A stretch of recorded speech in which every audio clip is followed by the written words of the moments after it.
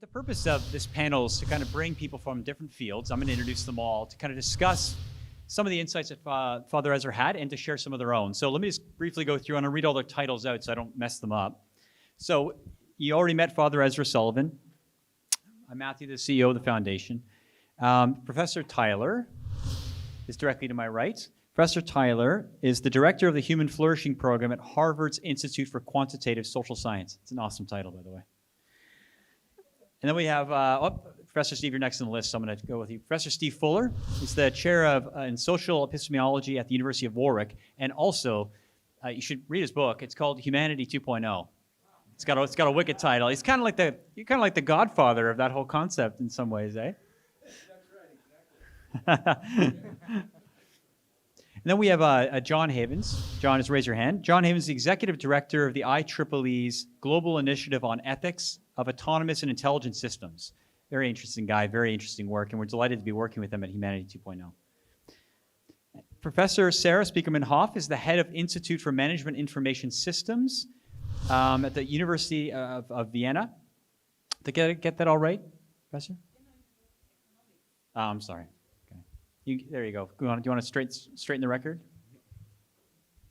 Vienna University of Economics and Business, and my institute is also called Information Systems and Society. Thank you. Thank you for setting me straight. And finally, last but not least, John Murdock, who's the president of Bandwidth Incorporated. So as opposed to me going straight through our questions, which I gave to you, I just want to say, based on what you guys heard, does anyone have any initial reactions? And the first person to speak gets to start us off. There we go. Professor Steve Fuller, there we go. Do you want me just to respond to what he said as opposed to the more general and then you feel free to weave in your own thoughts. Okay. The first thing I would say is I think one of the reasons why I wrote this book, Humanity 2.0, is because I think humanity is itself a contested concept. So there's a sense in which there's a lot to play for here, and there are a lot of assumptions, you might say, being made in this. But I thought one thing that was very interesting in Father Ezra's presentation was this claim that we can somehow detach this conception of the human that he's presenting from politics and religion. And I'm not sure that's the case, though of course one doesn't want to go around crediting and blaming particular religions or ideologies or so forth.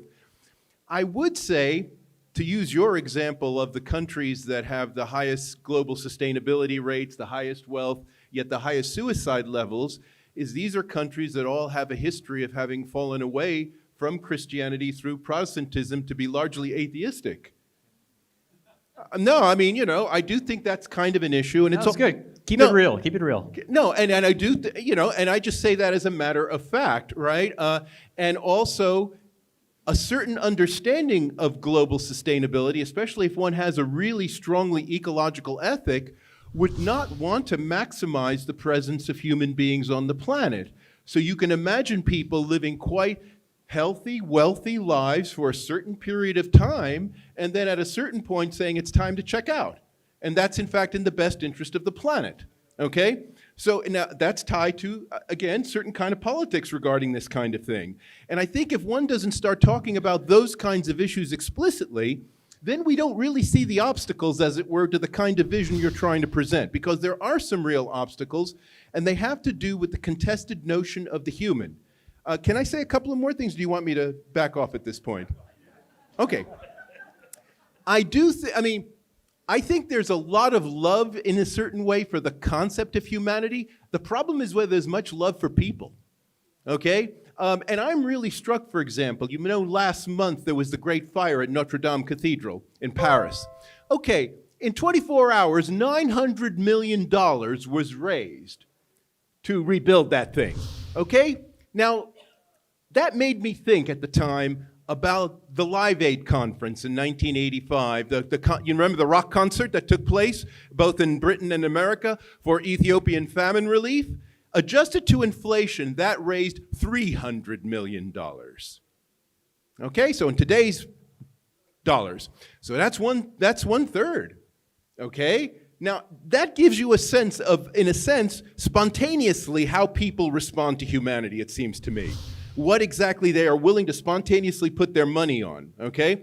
And I do think, so that's one obstacle there, right? That it's actually quite difficult to get a sense of the sense in which people are committed to the concept of the human. And I would say that there are a couple of other things on the horizon as well that one needs to pay attention to. And you actually alluded it a little bit when you were talking about the animals and the toys. Because insofar as we have movements that are being supported by some of the most educated people in the world for animal rights, and on the other hand, for android rights, okay, and to incorporate these as part of our ordinary legal system. And a lot of effort is being made to do this, even though we've barely got human rights off the ground, right? I mean, these are all simultaneously happening, right?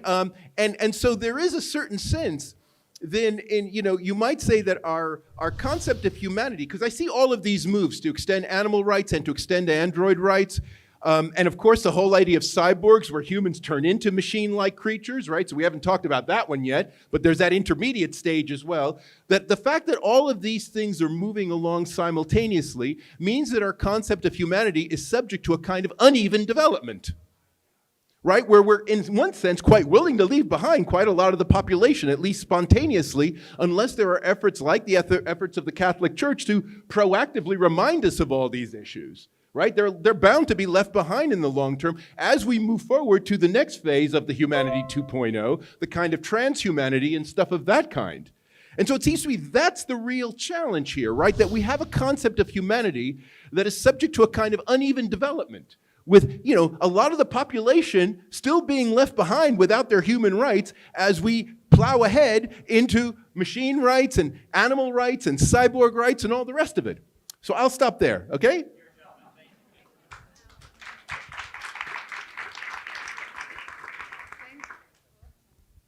Thank you so much. I couldn't share more of an opinion with you, and I would like to take Notre Dame, take that ball, because it shows something. We are spiritual beings that see that there is something that is greater than us. And when people start crying just because a church goes down, this is interesting, isn't it? And the argument that I want to make is that the worst thing we can do, and the step we need to go, if we really want to talk about humanity 2.0, which I think is a strange name, but if there is a step we need to take, it is to go away from the term human resources, because resources is something that we can measure, that we can count, that we can do statistics on. And this morning I have seen here only so many statistics and counting. Like Peter Drucker said, what you can't count, you can't manage, yeah? And this is, when we go to humanity 2.0, we need to replace this term of resource with being. We shouldn't talk about human resources. We should be talking about human beings. And the practical contribution I did is when I worked with IEEE, the largest engineering organization on earth with 420,000 members, we're developing a standard on how to build into system engineering processes a focus on human beings. And you know what? When I wrote the first draft, I talked about users. I didn't talk about beings, and at some point I realized, no, it shouldn't be like that. And I took the application and I exchanged the user with the human being, and start with the business schools. If you are teaching in Harvard and in Warwick, get rid of the HR. Thank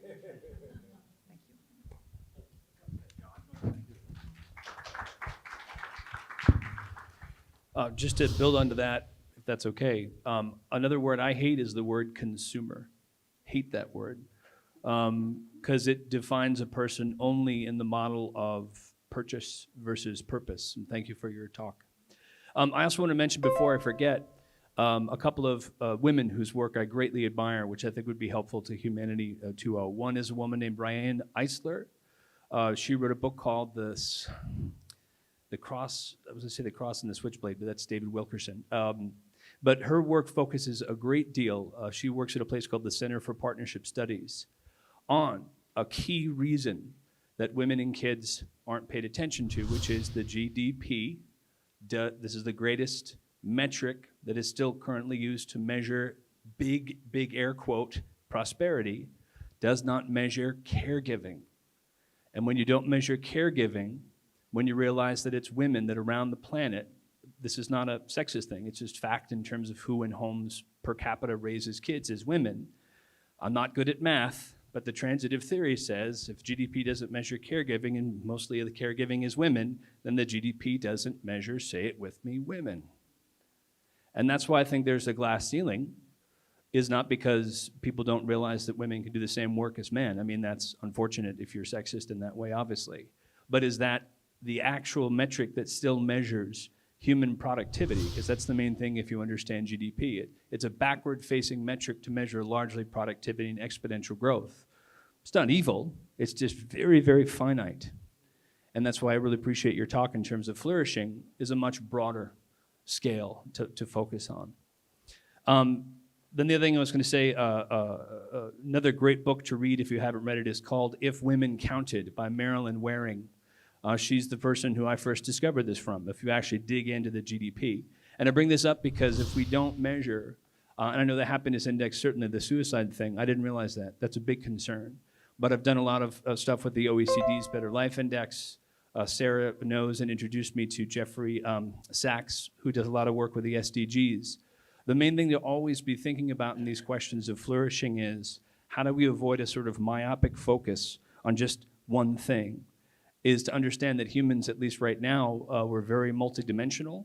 And especially this, the last point I'll make is, in the work we've been doing with IEEE, it's been really helpful to me as a Westerner to get to have, we have a lot of members from China and South Korea and Japan, to understand we found from an ethical tradition, there's a bonding of what's called virtue ethics, which in the West is a Greek idea, but also in areas of Confucianism and Buddhism, and then in the global South, Ubuntu ethics. There's this wonderful opportunity, which really boils back to a woman who was on a previous panel, kind of about kindness and the golden rule, which is pretty standard in a lot of cultures. But I bring all this up to say that flourishing, if you can think about both individual and societal, and then the technology side of what we do, to your point earlier, Father, was not to, technology is neither good nor evil, but it's also not inert. It just kind of shows up in your life. And so our goal with IEEE, we have this big book called Ethically Aligned Design. It's free. Sorry to pitch, but it's free, so it's not really a pitch. And 3 years, 500 people have worked on it globally to try to ask a lot of these questions to save time for academics and industry folks to have to do on your own with solid recommendations. It's not just principles. It's recommendations about what to avoid. And we actually have an entire chapter on well-being, or the Greek word eudaimonia, or flourishing, focusing on the economic side of things, Maslow, and then actually how you have to build things in that way. The very last thing I'll say, at least for this comment, is I'm also looking for a job at Patagonia. Here, it's a great place. He's not in the room anymore. Okay, so that, is he there? That's for you. All right, I'll talk to you later. I'll pitch you later. Can you hear me? So I'm just a businessman. But I think in terms of being a business leader, and the most important thing that maybe I can contribute here is everyone dressed up here, everyone with what you do in your everyday activities is you show up in a workplace. And human flourishing in the workplace is extraordinarily important. We're a public company. I had the privilege as a technologist taking a company public and leading it successfully as a public company. Patagonia's private. What Rick spoke to was really interesting. I've never met Rick, not to give Patagonia another plug, but we're modeling a child development center that we're actually building from Patagonia. And it works for public companies, and you can succeed in a competitive work environment. It makes bottom line sense. But the most important thing is people are purpose driven, and they want meaningful work lives. We don't have HR. We have a chief people officer. So based on your comments, they are not a resource, they are people. They are something so much more extraordinarily, more than something to extract from. Father Ezra, thank you for your contribution. First of all, probably the most important thing I can say about Father Ezra, and will give me more credibility with all of you here, is I knew him as a much younger priest, although he's still very young. Since he came from California, he's gotten much better, and I am the founding member of his official fan club. His presentation from the business perspective or the deliverables perspective, where the rubber hits the road, and human flourishing is extraordinary in that it takes us from the abstract, and it takes us from a lot of confusing terminology, and it brings us a framework and a priority. And I want to emphasize the indicators part of that, because I start thinking of actionables, I start thinking of responsibility, and I start thinking of deliverables. So built around his indicators, you can have key performance indicators, KPIs. You can have MBOs. You can start having accountability and responsibility. I think it's extraordinary because that's the first time I've ever seen any effort that develops some type of framework of something so broad a topic. Let the debates begin with what human flourishing is, as we've heard so passionately here, find a common ground, but actually start having deliverables and having metrics built around that. So I wanted to give a plug to Father Ezra. Thank you for your contribution. Professor Tyler, why don't you tell us a little bit what you're doing at Harvard and the Human Flourishing Program? So one of the questions the panel was asked to address was, what are some of the major impediments to human flourishing? And my response to this, I think, relates quite closely to Father Ezra's presentation. My view would be that one of the major impediments is not pursuing, as a global society, a sufficiently broad set of ends and measuring and tracking those. We have, as we saw in Father Ezra's presentation, in fact, made considerable progress on health, on economic development, even perhaps on happiness. And if we look at the progress over the last 200 years, it is astounding. We have quite a bit of way to go still, as we heard earlier this morning, and not all of that progress has been equally distributed. But we've made major progress in these domains of human life.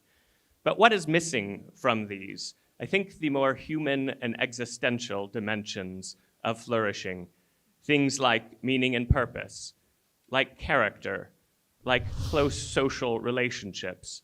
And these, I think we have not, in fact, seen comparable progress. If anything, the limited data that we have on these measures suggests that in the developed world, these are declining. And I think it is that fact that explains that paradoxical relationship between development and suicide, the lack of meaning, the lack of purpose, the declines in character and relationships. And I think some of the problem is that we are measuring an incomplete set of things. I do think we should pursue economic growth. I do think we should pursue health and happiness. But we also need to likewise pursue some of these other ends as well. We had a question as to how do we assess human flourishing? What is human flourishing? And this is certainly a contested area. What we've tried to do at the Human Flourishing Program at Harvard is ask, what is common to seemingly all notions of human flourishing? And we identified a number of domains: happiness and life satisfaction, physical and mental health, meaning and purpose, character and virtue, and close social relationships. The argument is not that this exhausts what human flourishing is, but that in whatever else it might conclude, it would include these 5 domains as well. So we have developed a brief measure of human flourishing with 2 questions in each of these 5 domains, drawn from the existing well-being literature, and also assess 2 questions on financial and material stability as means to help support these other ends. We think each of the 5 domains of human life are nearly universally desired and constitute ends in of themselves, and those criteria might help shape some consensus on what to measure. We've collected data on this measure in a number of workplace settings, in schools, in cities, and we are trying to launch now in collaboration with Gallup a worldwide well-being study, measuring these domains among 300,000 individuals in 22 countries, geographically and religiously diverse, covering 70% of the world's population, which will be nationally representative, and the same individuals will be following over time. We hope that a study like this will help us understand what the major determinants of flourishing are, including in these more nebulous domains like meaning and purpose, character, and relationships. We are still looking for partners in this work to try to help support this somewhat costly study and make this a reality. But we hope that by collecting these data, we can help pursue this broader set of ends for humanity. I think to neglect things like character, like meaning and purpose, like relationships, is in fact to let down humanity. We need to pursue a broader set of universally desired ends. Thank you.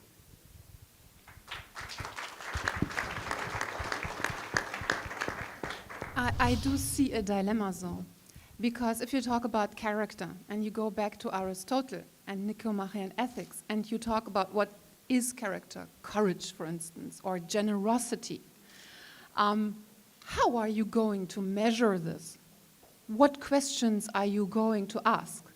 I headed a business intelligence for a while for a Silicon Valley startup.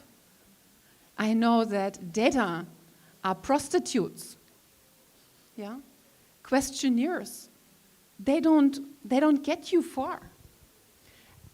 I don't want to say, I buy into your message to say, of course, there are indicators we need to have that go beyond GDP. I couldn't agree more. But I think it's very, don't get me wrong, but naive to think that we can simply develop these global indicators and measure them through thousands of questionnaires, and then our elites keep staring into a digital mirror instead of going into reality.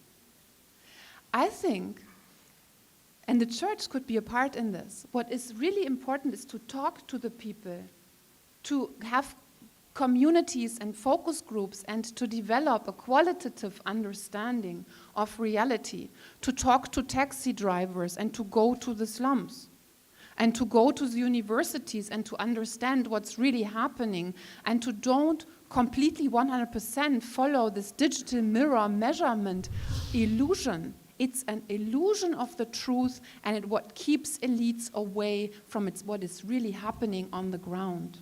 Father Ezra. I think you have a very important message, and the part of the question is whether indicators can be reduced to a quantitative measure, and whether they can be an indicator that has other kinds of data points. So Sullivan and Peterson worked on this very question, and they published a work in Oxford. It's about character strengths. And one of the things they did was they built on the Aristotelian insight, namely that when we're trying to look at what is human flourishing, it's just as helpful to look at an individual who's similar to us and to have that example as a person to whom we look as a way to flourish ourselves. And so you can both have certain quantitative measures, self-reporting, for instance. You have qualitative measures. A courageous person is somebody who does something courageous in their context.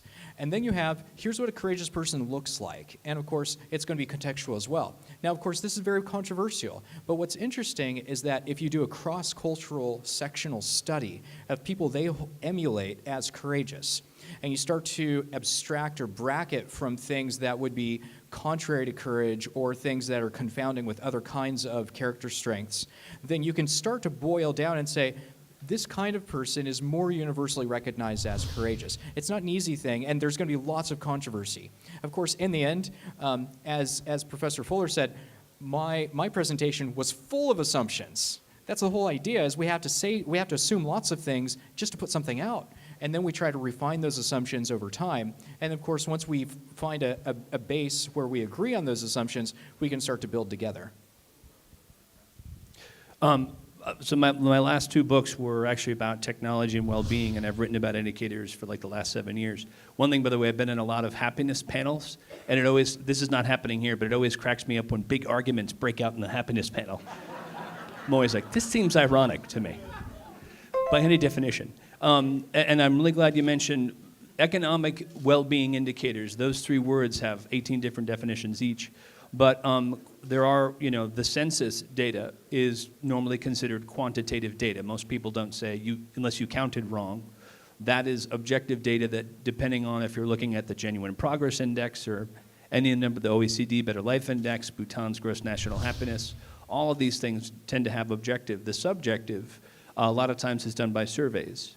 One thing, MIT, we're working with them on a project. There's a new type of machine learning called probabilistic computing that's actually helping with the actual gathering of the data, so that's pretty cool.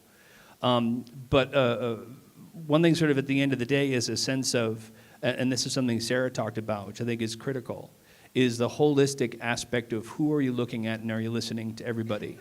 A fantastic film, if you haven't seen it. It was the most watched documentary on iTunes 4 years ago. Happy the movie. Anyone seen that? Oh, you got to watch it. It starts off with one of the first scenes. I always forget. It's like a guy from Lagos or something, and he has a rickshaw, and he's pulling the rickshaw through squalor, what I would consider squalor, not to judge, but he's barefoot, running through puddles, and then they interview him and they say, "Are you happy?" He says, "Yeah, I'm really happy." And they show his family, and there's like 18 people all waving and stuff. He's like, "I have a wonderful family."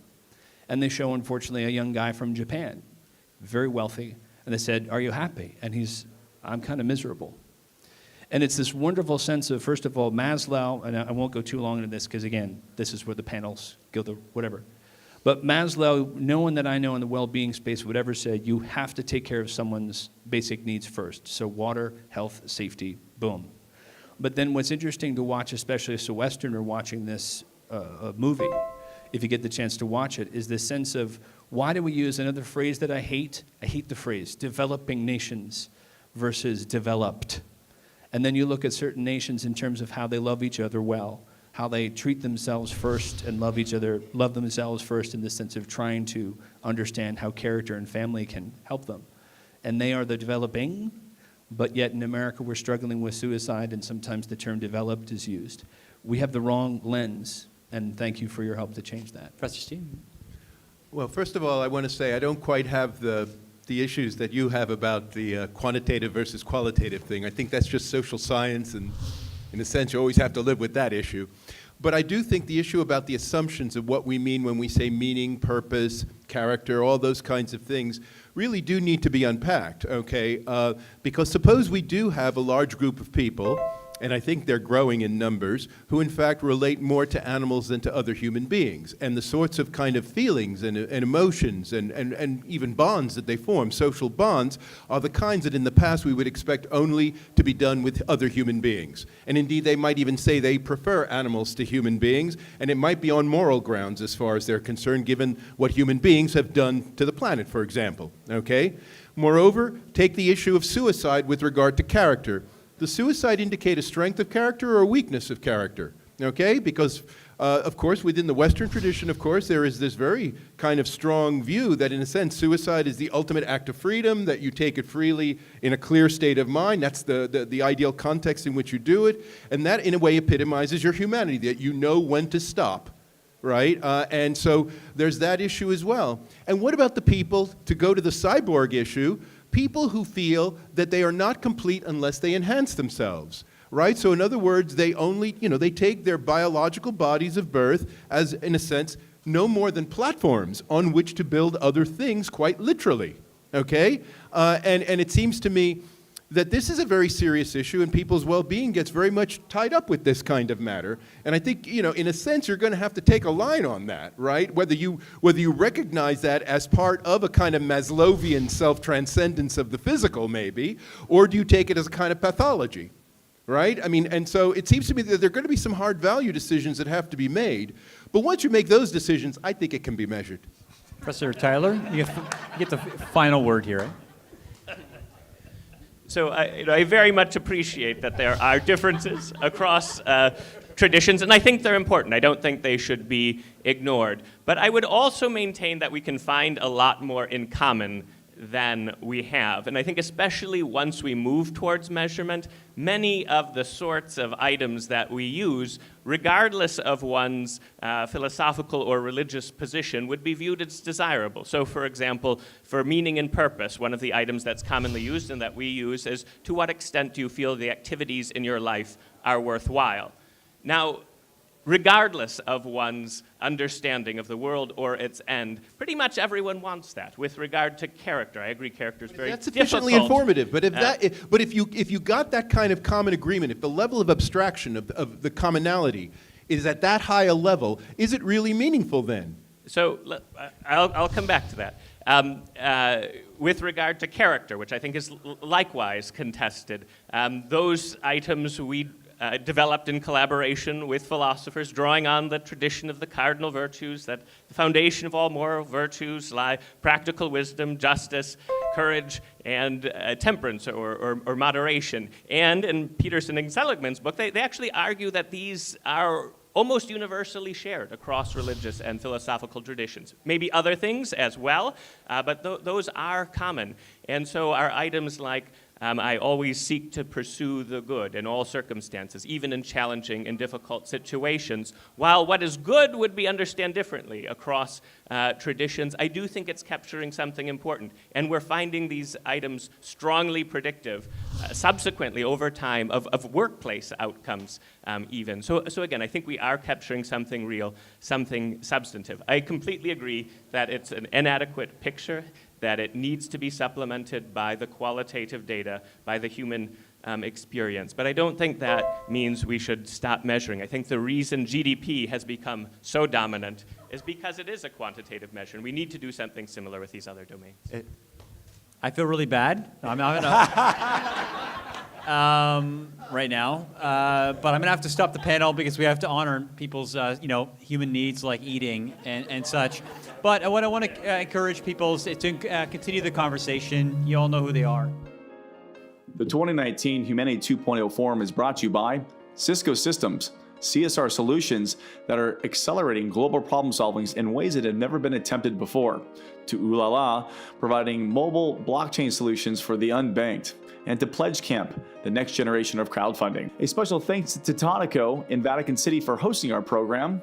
And lastly, special consideration to Burst IQ, a leader in healthcare and blockchain, to Crown Sterling, the leader in digital sovereignty and quantum encryption, to Dignity Health, delivering high quality and affordable healthcare for all. And lastly, to Falcon Ventures, is transformative as our entrepreneurs. And thank you, 1-800 Public Relations, for all your PR and media support. We'll be right back after these messages. Don't go away.